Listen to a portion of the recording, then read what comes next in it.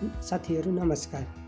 आज म तपाईहरुलाई फेसबुक मेसेन्जर मार्फत के हो त नि डार्क मोड फिचर कसरी चाहिँ हामीले एनेबल गराउने भन्ने बारेमा सिकाउन गइरहेको छु। यो डार्क मोड भनेको कस्तो हो भन्दाखेरि साथीहरू, अहिले हामीले फेसबुक मेसेन्जर चलाइरहँदाखेरि चाहिँ एउटा चाहिँ व्हाइट ब्याकग्राउन्डमा देखिन्छ सबै कुराहरू, मतलब ब्याकग्राउन्डहरू चाहिँ। तर अब हामीले चाहिँ अहिले फेसबुकले चाहिँ नयाँ सिस्टम अर्को ल्याएको छ, त्यो भनेको डार्क मोड हो। डार्क मोड भनेको तपाईको अहिले चाहिँ भइरहेको व्हाइट स्क्रिनलाई बदलेर डार्क मोडमा चाहिँ अर्कै खालको चाहिँ एउटा डिजाइनमा परिवर्तन गर्न सकिन्छ।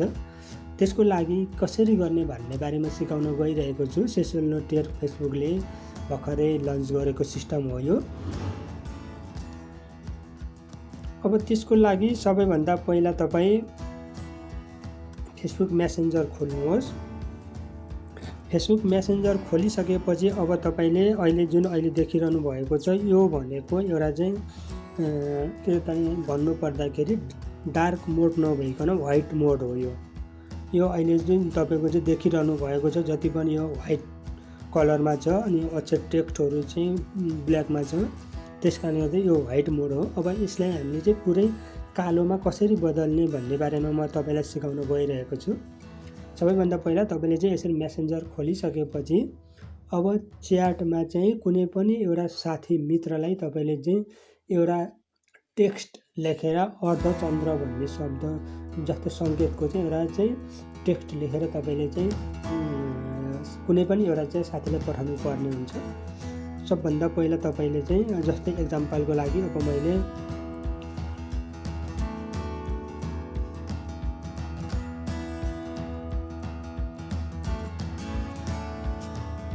तपाईले यहाँ चाहिँ यो साथीलाई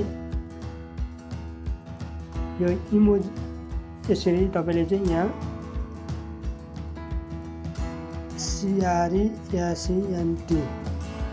SCENT प्रेजेन्ट MON यसरी टाइप गरेर पनि पठाउन सक्नुहुन्छ। अथवा यो साथीको माथि नाम छ, जुन साथीलाई तपाईले चाहिँ पठाउन खोज्नु भएको त्यो साथीको माथि प्रोफाइल पिक्चरमा यसरी क्लिक गरेर तपाईले यसरी चाहिँ इमोजी भनेर लेखेको आउँछ। यो इमोजी भन्नेको ठाउँमा चाहिँ तपाईले यसरी चाहिँ ओपन गरेर अब तपाईले चाहिँ यसरी कुनै एउटा चित्र, यो मुन भन्ने चित्र छ, यो आधा छ यो मुनको चित्र, यसलाई क्लिक गरेर तपाईले चाहिँ यसरी पठाइसकेपछि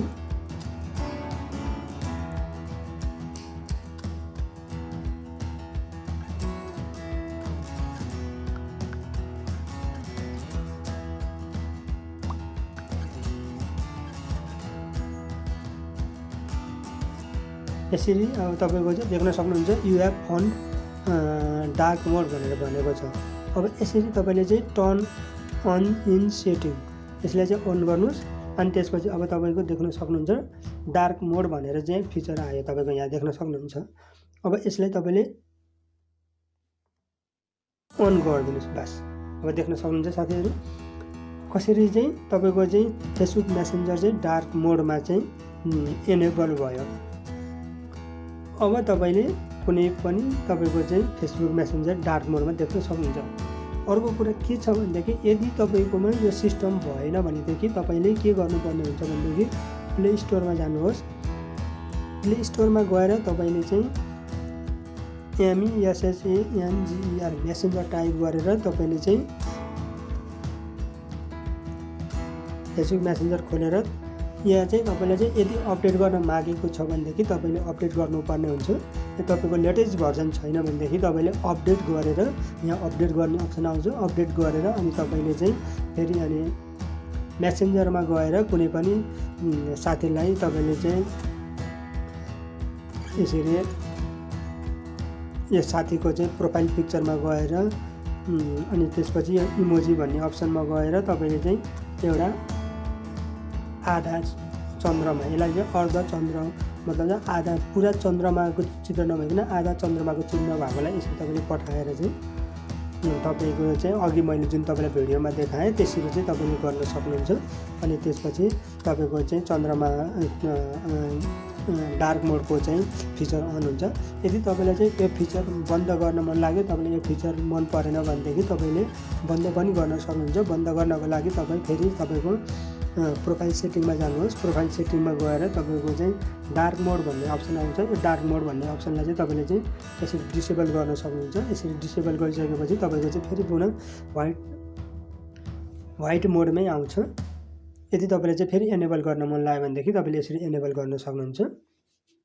साथीहरू, तपाईँलाई चाहिँ यो भिडियो कस्तो लाग्यो? यदि तपाईँलाई यो भिडियो एकदमै युजफुल लाग्यो भनेदेखि हाम्रो च्यानललाई सब्सक्राइब गर्नु होला। र यदि तपाईँलाई चाहिँ यस्तै फेसबुक सम्बन्धी अथवा चाहिँ कुनै टेक्नोलोजी ज्ञानगुणका मोबाइल सम्बन्धी कुराहरू चाहिएको छ भनेदेखि हामीलाई तल कमेन्ट बक्समा लेख्नु होला। हामी तपाईँलाई चाहिँ तपाईँलाई चाहिने कुराहरू सकेसम्म छिटोभन्दा छिटो हामी भिडियो मार्फत तपाईँलाई सार्वजनिक गर्नेछौँ।